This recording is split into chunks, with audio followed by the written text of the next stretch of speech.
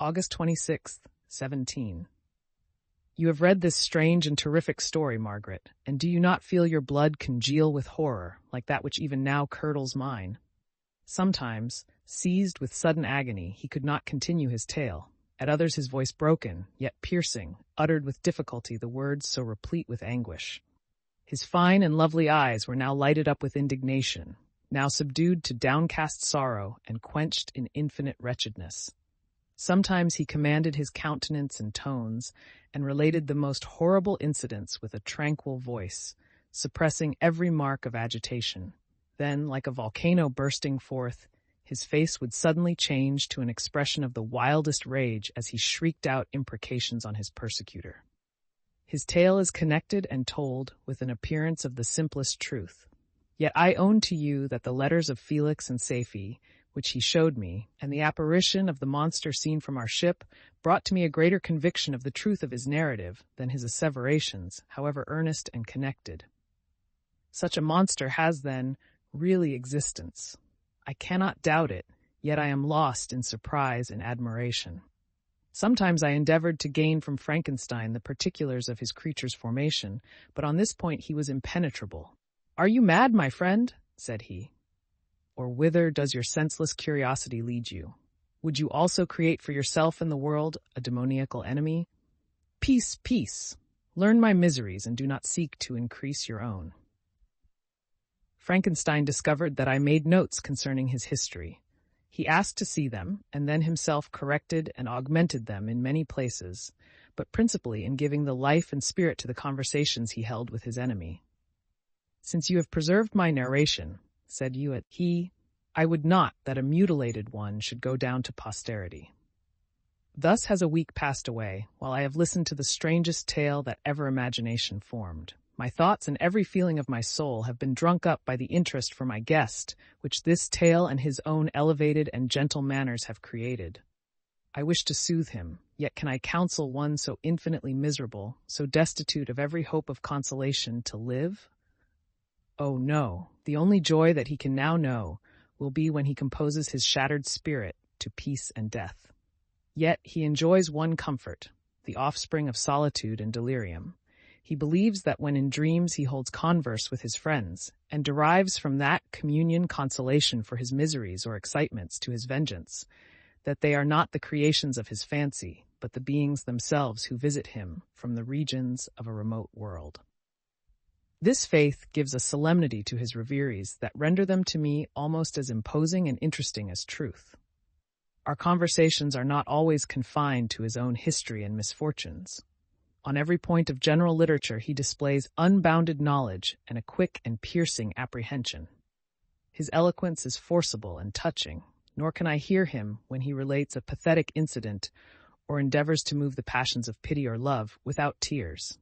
What a glorious creature must he have been in the days of his prosperity, when he is thus noble and godlike in ruin.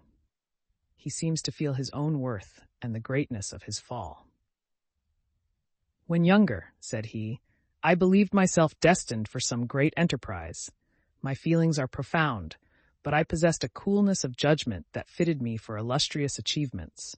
This sentiment of the worth of my nature supported me when others would have been oppressed, for I deemed it criminal to throw away in useless grief those talents that might be useful to my fellow creatures. When I reflected on the work I had completed, no less a one than the creation of a sensitive and rational animal, I could not rank myself with the herd of common projectors. But this thought, which supported me in the commencement of my career, now serves only to plunge me lower in the dust. All my speculations and hopes are as nothing, and like the archangel who aspired to omnipotence, I am chained in an eternal hell. My imagination was vivid, yet my powers of analysis and application were intense. By the union of these qualities I conceived the idea and executed the creation of a man. Even now, I cannot recollect without passion my reveries while the work was incomplete. I trod heaven in my thoughts, now exulting in my powers, now burning with the idea of their effects. From my infancy I was imbued with high hopes and a lofty ambition. But how am I sunk? Oh, my friend, if you had known me as I once was, you would not recognize me in this state of degradation. Despondency rarely visited my heart. A high destiny seemed to bear me on, until I fell, never, never again to rise. Must I then lose this admirable being? I have longed for a friend. I have sought one who would sympathize with and love me. Behold, on these desert seas I have found such a one, but I fear I have gained him only to know his value and lose him. I would reconcile him to life, but he repulses the idea. I thank you, Walton, he said, for your kind intentions towards so miserable a wretch, but when you speak of new ties and fresh affections, think you that any can replace those who are gone? Can any man be to me as Clerval was, or any woman another Elizabeth? Even where the affections are not strongly moved by any superior excellence, the companions of our childhood always possess a certain power over our minds, which hardly any later friend can obtain. They know our infantine dispositions, which, however they may be afterwards modified, are never eradicated, and they can judge of our actions with more certain conclusions as to the integrity of our motives. A sister or a brother can never, unless indeed such symptoms have been shown early, suspect the other of fraud or false dealing, when another friend, however strongly he may be attached, may, in spite of himself, be contemplated with suspicion. But I enjoyed friends, dear not only through habit and association, but from their own merits, and wherever I am, the soothing voice of my Elizabeth and the conversation of Clerval will be ever whispered in my ear. They are dead, and but one feeling in such a solitude can persuade me to preserve my life. If I were engaged in any high undertaking or design, fraught with extensive utility to my fellow creatures, then could I live to fulfill it. But such is not my destiny. I must pursue and destroy the being to whom I gave existence. Then my lot on earth will be fulfilled, and I may die. My beloved sister, September 2nd. I write to you, encompassed by peril and ignorant whether I am ever doomed to see again dear England and the dearer friends that inhabit it. I am surrounded by mountains of ice which admit of no escape and threaten every moment to crush my vessel. The brave fellows whom I have persuaded to be my companions look towards me for aid, but I have none to bestow. There is something terribly appalling in our situation, yet my courage and hopes do not desert me. Yet it is terrible to reflect that the lives of all these men are endangered through me. If we are lost, my mad schemes are the cause. And what, Margaret, will be the state of your mind? You will not hear of my destruction, and you will anxiously await my return. Years will pass, and you will have visitings of despair, and yet be tortured by hope. Oh, my beloved sister, the sickening failing of your heartfelt expectations is, in prospect, more terrible to me than my own death. But you have a husband and lovely children. You may be happy. Heaven bless you and make you so. My unfortunate guest regards me with the tenderest compassion. He endeavors to fill me with hope and talks as if life were a possession which he valued. He reminds me how often the same accidents have happened to other navigators who have attempted this sea, and in spite of myself, he fills me with cheerful auguries. Even the sailors feel the power of his eloquence. When he speaks, they no longer despair. He rouses their energies, and while they hear his voice, they believe these vast mountains of ice are molehills which will vanish before the resolutions of man. These feelings are transitory. Each day of expectation delayed fills them with fear, and I almost dread a mutiny caused by this despair. September 5th. A scene has just passed of such uncommon interest that, although it is highly probable that these papers may never reach you, yet I cannot forbear recording it. We are still surrounded by mountains of ice, still in imminent danger of being crushed in their conflict. The cold is excessive, and many of my unfortunate comrades have already found a grave amidst this scene of desolation. Frankstein has daily declined in health. A feverish fire still glimmers in his eyes, but he is exhausted, and when suddenly roused to any exertion, he speedily sinks again into apparent lifelessness. I mentioned in my last letter the fears I entertained of a mutiny. This morning, as I sat watching the wan countenance of my friend, his eyes half closed and his limbs hanging listlessly, I was roused by half a dozen of the sailors, who demanded admission into the cabin. They entered, and their leader addressed me.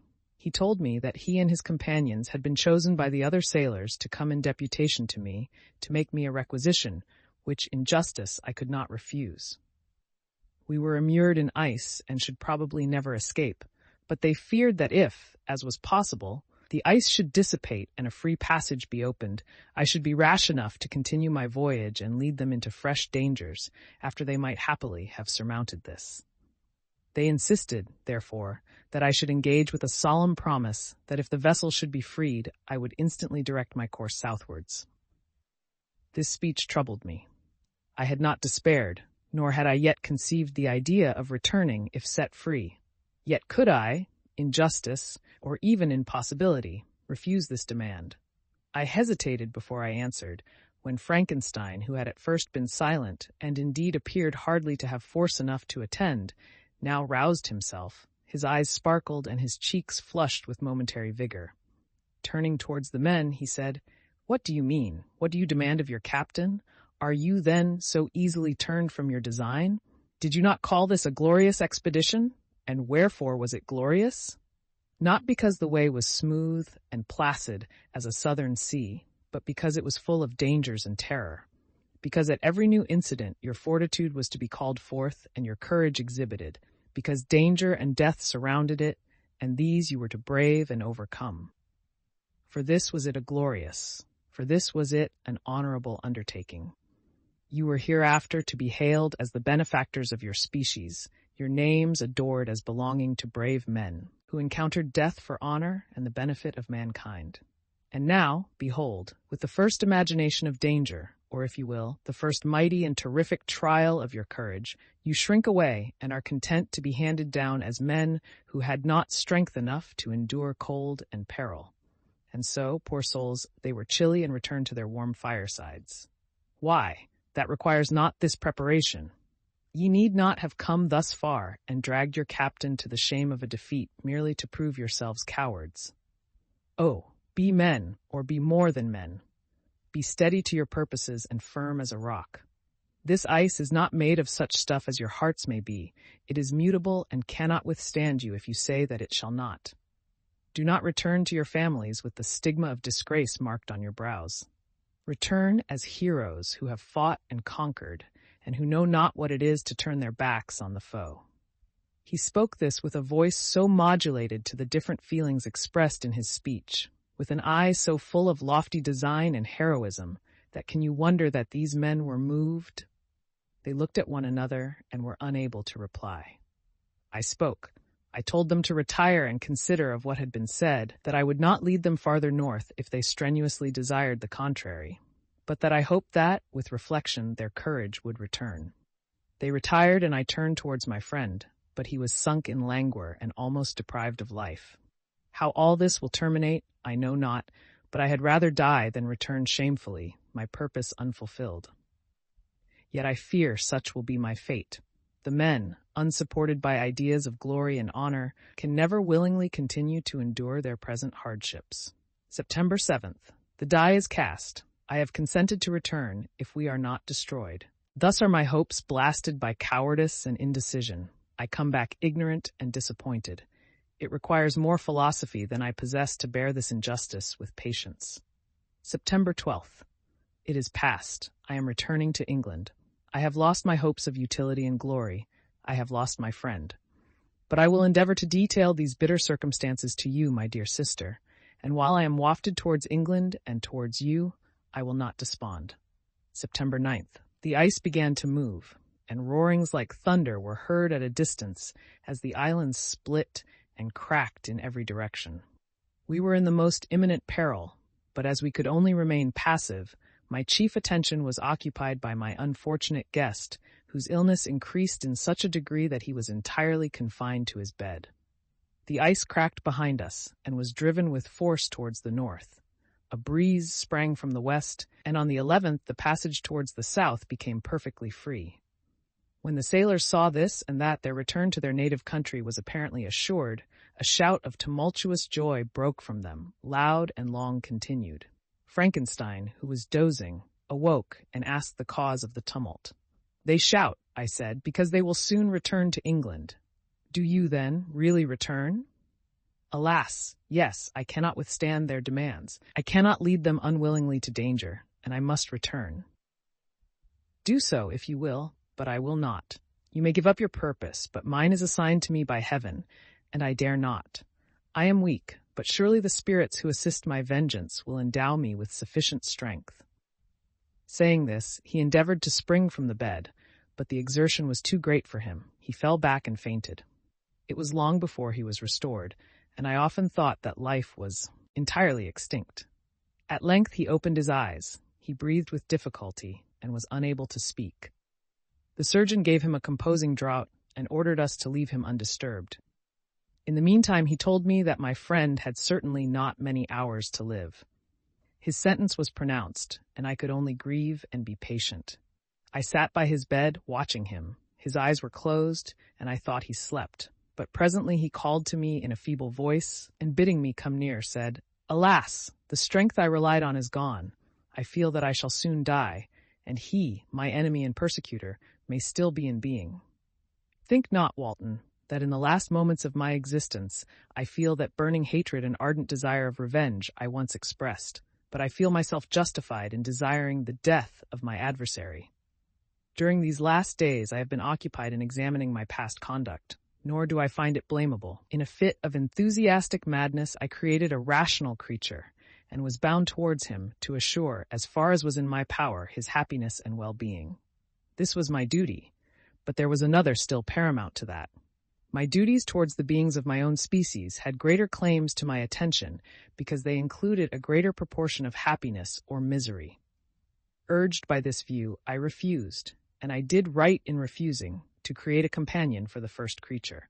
He showed an unparalleled malignity and selfishness in evil. He destroyed my friends. He devoted to destruction beings who possessed exquisite sensations, happiness, and wisdom. Nor do I know where this thirst for vengeance may end. Miserable himself, that he may render no other wretched, he ought to die. The task of his destruction was mine, but I have failed.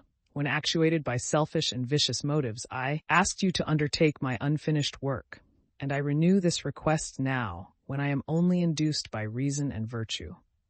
Yet I cannot ask you to renounce your country and friends to fulfill this task. And now that you are returning to England, you will have little chance of meeting with him. But the consideration of these points, and the well-balancing of what you may esteem your duties, I leave to you.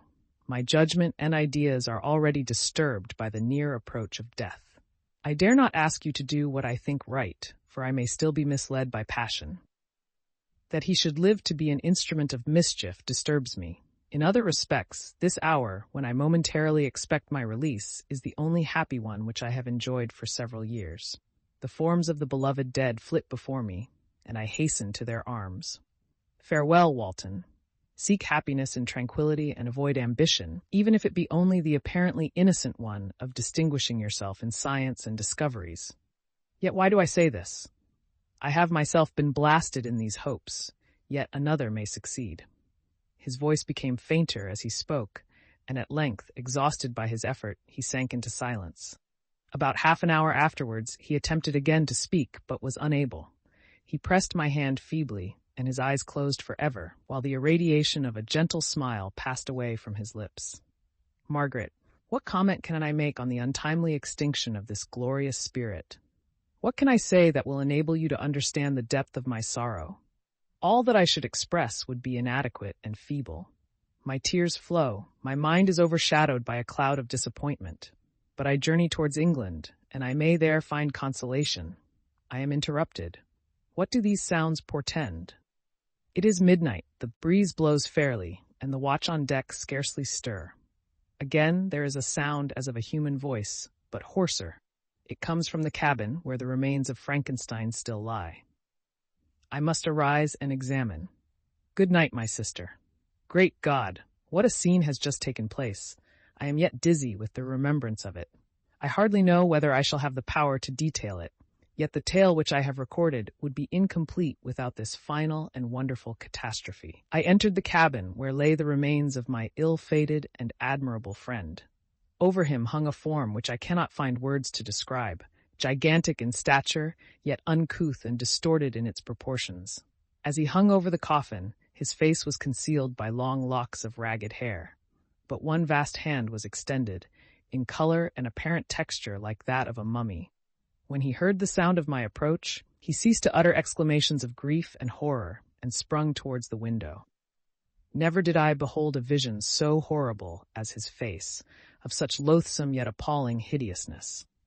I shut my eyes involuntarily and endeavored to recollect what were my duties with regard to this destroyer. I called on him to stay. He paused, looking on me with wonder, and again turning towards the lifeless form of his creator, he seemed to forget my presence, and every feature and gesture seemed instigated by the wildest rage of some uncontrollable passion. "That is also my victim," he exclaimed. "In his murder, my crimes are consummated, the miserable series of my being is wound to its close. Oh, Frankstein, generous and self-devoted being, what does it avail that I now ask thee to pardon me? I, who irretrievably destroyed thee by destroying all thou lovedst. Alas, he is cold, he cannot answer me." His voice seemed suffocated, and my first impulses, which had suggested to me the duty of obeying the dying request of my friend in destroying his enemy, were now suspended by a mixture of curiosity and compassion. I approached this tremendous being. I dared not again raise my eyes to his face. There was something so scaring and unearthly in his ugliness. I attempted to speak, but the words died away on my lips. The monster continued to utter wild and incoherent self-reproaches. At length I gathered resolution to address him in a pause of the tempest of his passion. "Your repentance," I said, "is now superfluous.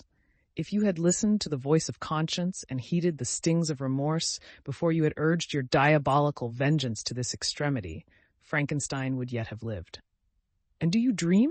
said the daemon. "Do you think that I was then dead to agony and remorse? He continued, pointing to the corpse, he suffered not in the consummation of the deed. Oh, not the 10,000th portion of the anguish that was mine during the lingering detail of its execution. A frightful selfishness hurried me on, while my heart was poisoned with remorse. Think you that the groans of Clerval were music to my ears? My heart was fashioned to be susceptible of love and sympathy, and when wrenched by misery to vice and hatred, it did not endure the violence of the change without torture, such as you cannot even imagine. After the murder of Clerval, I returned to Switzerland, heartbroken and overcome. I pitied Frankstein. My pity amounted to horror. I abhorred myself. But when I discovered that he, the author at once of my existence and of its unspeakable torments, dared to hope for happiness, that while he accumulated wretchedness and despair upon me, he sought his own enjoyment in feelings and passions from the indulgence of which I was forever barred, then impotent envy and bitter indignation filled me with an insatiable thirst for vengeance. I recollected my threat and resolved that it should be accomplished.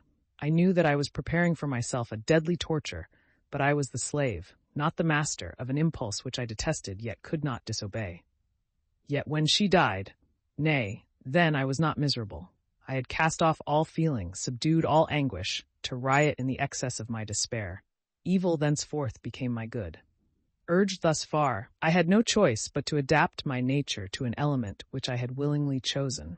The completion of my demoniacal design became an insatiable passion, and now it is ended. There is my last victim. I was at first touched by the expressions of his misery. Yet, when I called to mind what Frankstein had said of his powers of eloquence and persuasion, and when I again cast my eyes on the lifeless form of my friend, indignation was rekindled within me.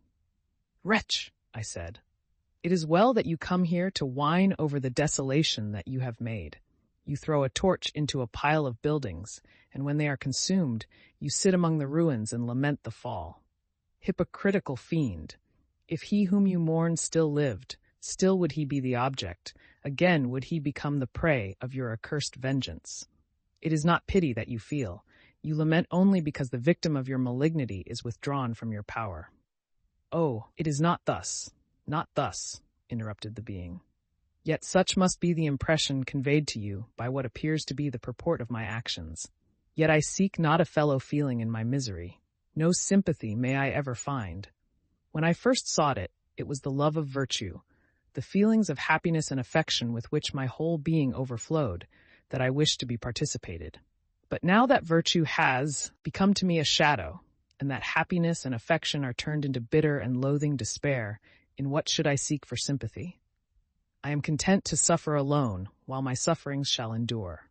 When I die, I am well satisfied that abhorrence and opprobrium should load my memory." Once my fancy was soothed with dreams of virtue, of fame, and of enjoyment. Once I falsely hoped to meet with beings who, pardoning my outward form, would love me for the excellent qualities which I was capable of unfolding. I was nourished with high thoughts of honor and devotion. But now crime has degraded me beneath the meanest animal. No guilt, no mischief, no malignity, no misery can be found comparable to mine. When I run over the frightful catalogue of my sins, I cannot believe that I am the same creature whose thoughts were once filled with sublime and transcendent visions of the beauty and the majesty of goodness. But it is even so. The fallen angel becomes a malignant devil. Yet even that enemy of God and man had friends and associates in his desolation. I am alone. You who call Frankenstein your friend seem to have a knowledge of my crimes and his misfortunes. But in the detail which he gave you of them, he could not sum up the hours and months of misery which I endured wasting in impotent passions. For while I destroyed his hopes, I did not satisfy my own desires. They were forever ardent and craving. Still I desired love and fellowship, and I was still spurned. Was there no injustice in this? Am I to be thought the only criminal when all humankind sinned against me? Why do you not hate Felix, who drove his friend from his door with contumely? Why do you not execrate the rustic who sought to destroy the savior of his child? Nay, these are virtuous and immaculate beings. I, the miserable and the abandoned, am an abortion, to be spurned at and kicked and trampled on. Even now my blood boils at the recollection of this injustice. But it is true that I am a wretch. I have murdered the lovely and the helpless. I have strangled the innocent as they slept and grasped to death his throat, who never injured me or any other living thing. I have devoted my Creator, the select specimen of all that is worthy of love and admiration among men, to misery. I have pursued him even to that irremediable ruin. There he lies, white and cold in death. You hate me, but your abhorrence cannot equal that with which I regard myself. I look on the hands which executed the deed. I think on the heart in which the imagination of it was conceived, and long for the moment when these hands will meet my eyes, when that imagination will haunt my thoughts no more. Fear not that I shall be the instrument of future mischief. My work is nearly complete. Neither yours nor any man's death is needed to consummate the series of my being and accomplish that which must be done, but it requires my own. Do not think that I shall be slow to perform this sacrifice. I shall quit your vessel on the ice raft which brought me thither, and shall seek the most northern extremity of the globe. I shall collect my funeral pile and consume to ashes this miserable frame, that its remains may afford no light to any curious and unhallowed wretch who would create such another as I have been. I shall die. I shall no longer feel the agonies which now consume me, or be the prey of feelings unsatisfied, yet unquenched. He is dead who called me into being, and when I shall be no more, the very remembrance of us both will speedily vanish. I shall no longer see the sun or stars or feel the winds play on my cheeks. Light, feeling, and sense will pass away, and in this condition must I find my happiness. Some years ago, when the images which this world affords first opened upon me, when I felt the cheering warmth of summer and heard the rustling of the leaves and the warbling of the birds, and these were all to me, I should have wept to die. Now it is my only consolation. Polluted by crimes and torn by the bitterest remorse, where can I find rest but in death? Farewell. I leave you, and in you the last of humankind whom these eyes will ever behold. Farewell. Frankenstein, if thou wert yet alive, and yet cherished a desire of revenge against me, it would be better satiated in my life than in my destruction. But it was not so. Thou didst seek my extinction, that I might not cause greater wretchedness. And if yet, in some mode unknown to me, thou hadst not ceased to think and feel, thou wouldst not desire against me a vengeance greater than that which I feel. Blasted as thou wert, my agony was still superior to thine, for the bitter sting of remorse will not cease to rankle in my wounds until death shall close them forever. But soon, he cried with sad and solemn enthusiasm, I shall die, and what I now feel be no longer felt. Soon these burning miseries will be extinct. I shall ascend my funeral pile triumphantly and exult in the agony of the torturing flames. The light of that conflagration will fade away. My ashes will be swept into the sea by the winds. My spirit will sleep in peace, or if it thinks, it will not surely think thus. Farewell." He sprang from the cabin window as he said this, upon the ice raft which lay close to the vessel. He was soon borne away by the waves and lost in darkness and distance.